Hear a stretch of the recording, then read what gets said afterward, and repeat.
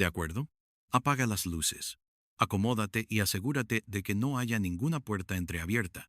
Escucha con atención, porque las historias como esta prefieren la oscuridad. Se alimentan del silencio que hay entre mis palabras y el latido de tu propio corazón.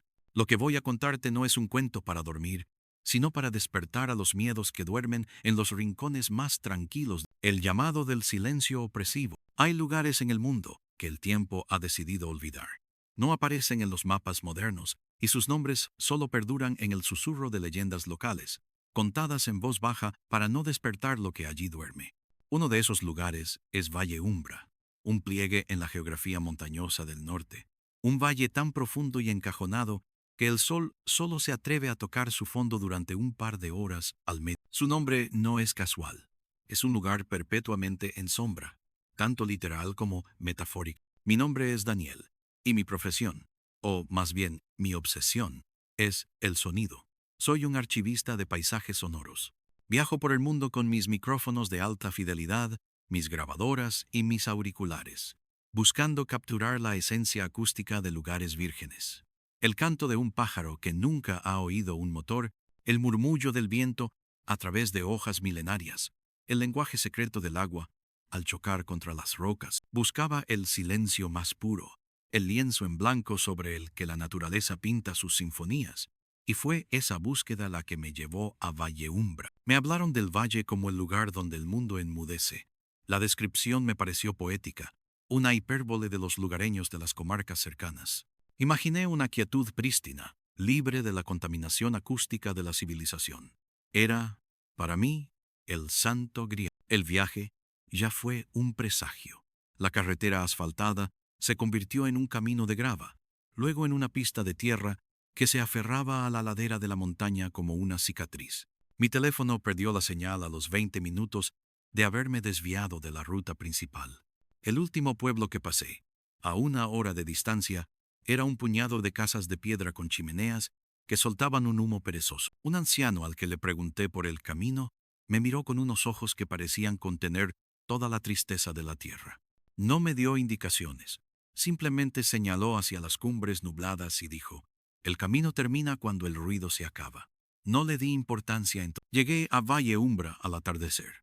La primera impresión fue de una belleza desoladora. El valle era más estrecho y profundo de lo que había imaginado. Las laderas, cubiertas de un bosque denso y oscuro de robles y hayas, se alzaban como murallas a ambos lados, casi tocándose en el cielo. El pueblo, si se le podía llamar así, era una docena de casas de piedra negra, agrupadas junto a un riachuelo que descendía de la... La mayoría de los tejados estaban hundidos, las ventanas eran cuencas vacías.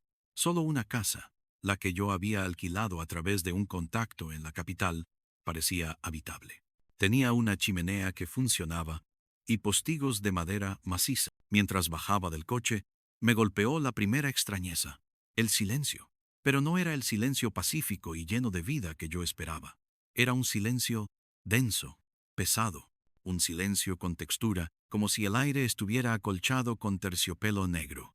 El motor de mi coche, al apagarse, no dejó un eco, sino un vacío que fue absorbido instantáneamente. Normalmente, en un lugar así, oirías el viento en los árboles, el trino lejano de un pájaro, el zumbido de un insecto. Aquí, el riachuelo que corría a pocos metros de mí, cuyas aguas veía moverse y brillar, era completamente mudo. Era como ver una película Simpson. Mi mente, entrenada para analizar el sonido, buscó una explicación racional, una peculiaridad acústica del valle. Quizás la forma de las montañas podría estar creando una zona de sombra sónica. Era una teoría, y me aferré a ella mientras descargaba. La casa era rústica y olía a leña fría y a humedad antigua. Dejé mis maletas y, sin poder resistir mi impulso profesional, monté mi equipo más sensible. Un par de micrófonos binaurales, capaces de capturar el sonido en 3 dimensiones con una fidelidad asombrosa. Quería obtener una lectura de base de este silencio anómalo. Los coloqué en el porche, apuntando hacia el bosque, me puse los auriculares y subí la ganancia al máximo. El resultado me heló la sangre. Mis oídos, a través de la tecnología, deberían haber sido asaltados por el más mínimo susurro, el crujido de una rama, el movimiento de la tierra, incluso el zumbido de la propia electrónica. En cambio, lo que escuché fue una ausencia total, un vacío tan profundo que dolía. No era silencio, era la aniquilación del sonido. Y debajo de esa nada, apenas perceptible, había una frecuencia bajísima, un zumbido sordo y constante que no parecía tener. Era el sonido del vacío mismo. Sentí una punzada de vértigo, como si estuviera asomado al borde de un abismo. Los primeros días fueron un ejercicio de negación. Me convencí a mí mismo de que mi equipo estaba fallando, de que el frío de la montaña había afectado a los circuitos.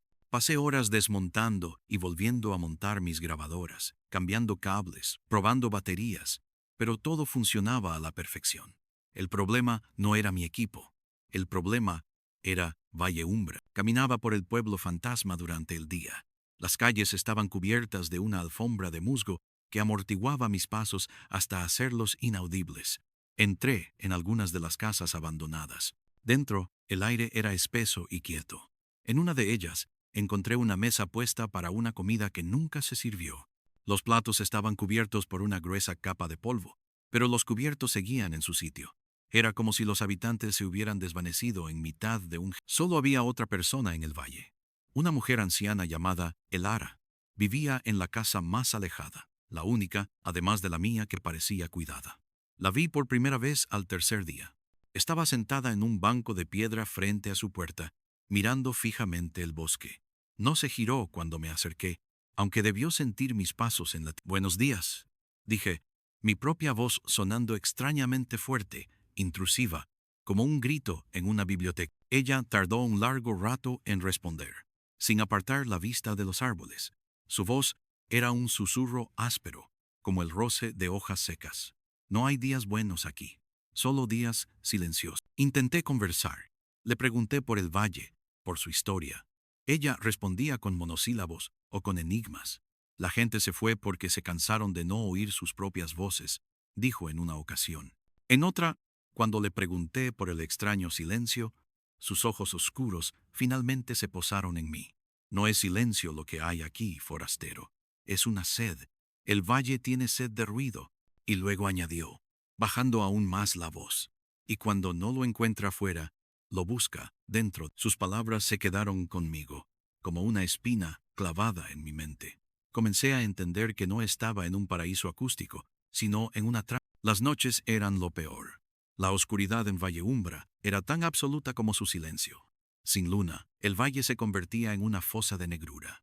Me sentaba junto al fuego en la chimenea.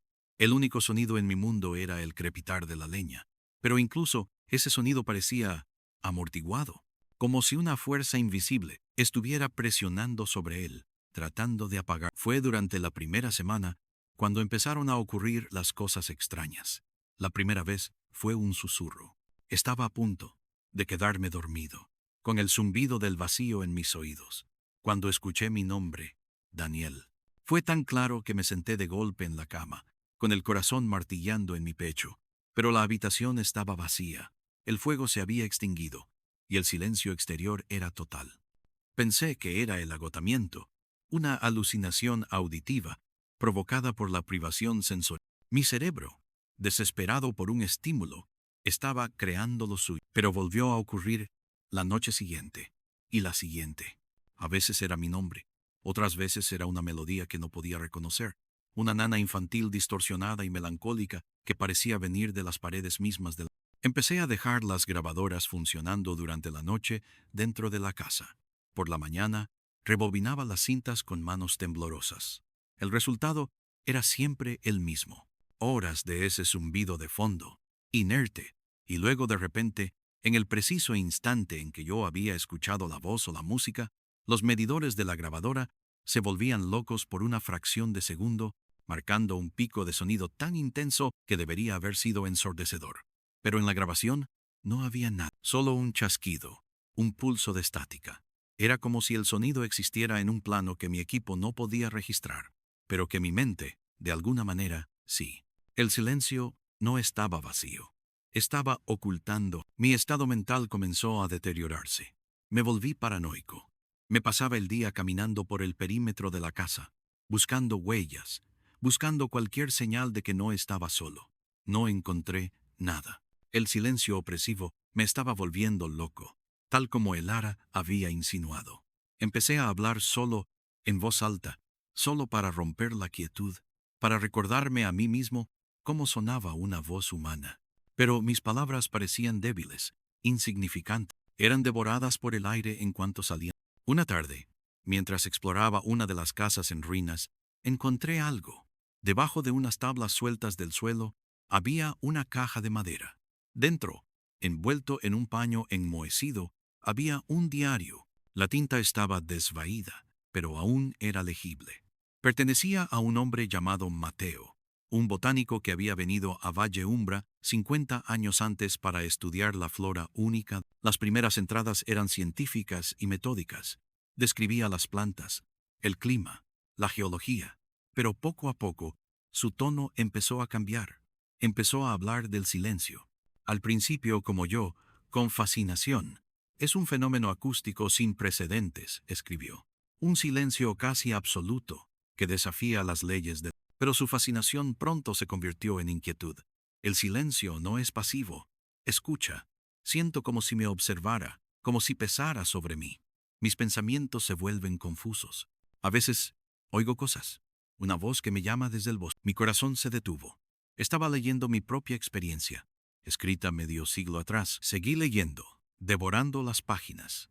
El diario de Mateo se convirtió en un descenso a la locura.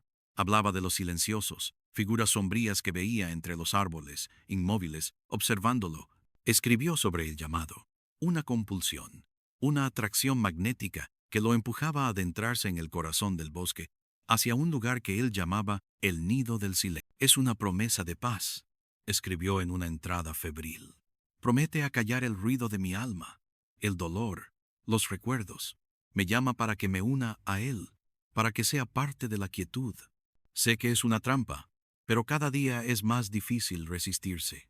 El silencio me estaba... La última entrada era casi ilegible, un garabato tembloroso.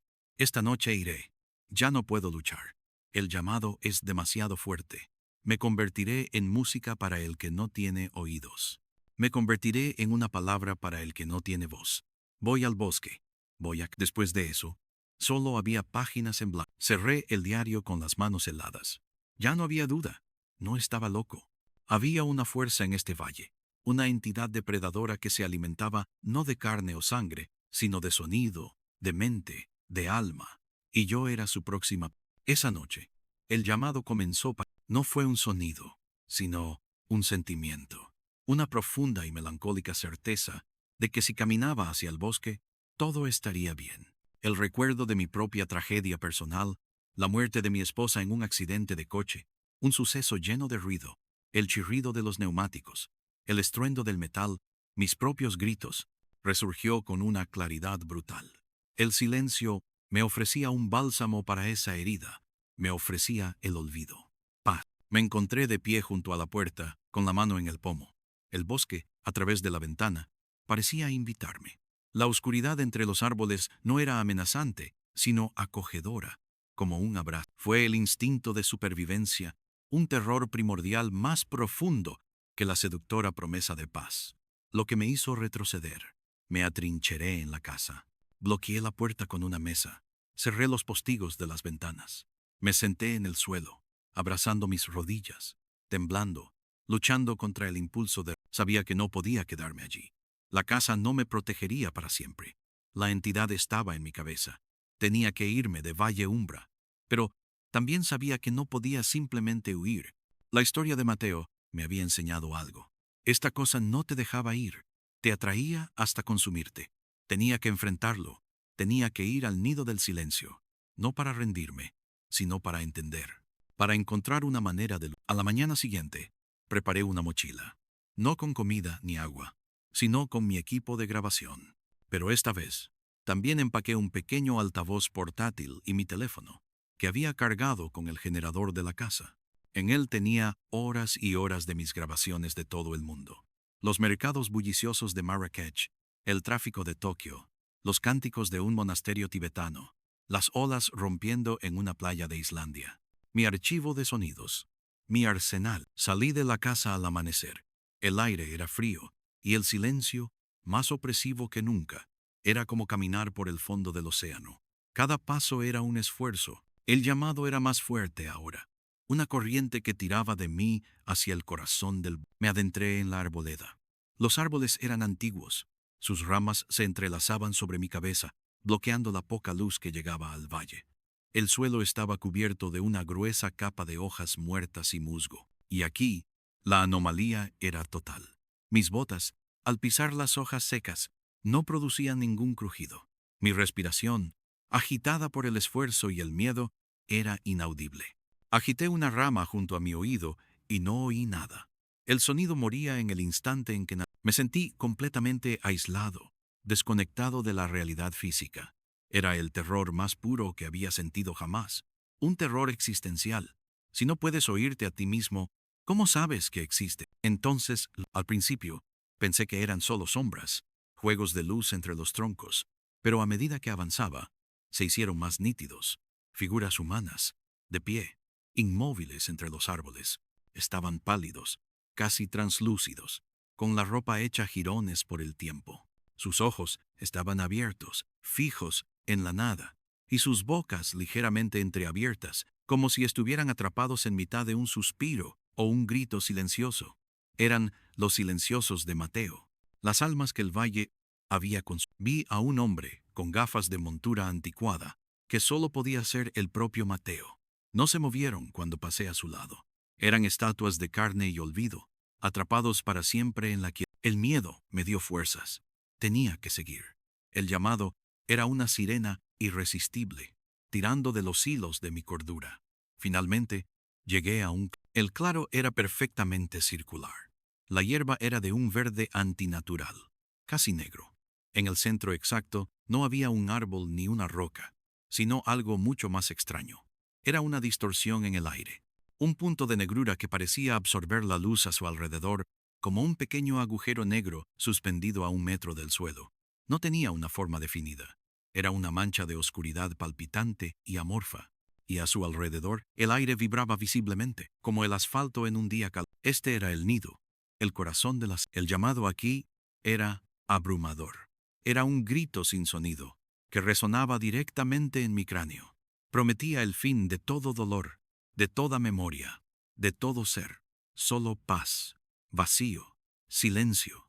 Vi mi vida pasar ante mis ojos, todos mis fracasos, mis pérdidas, el ruido incesante de la culpa y el arrepentimiento.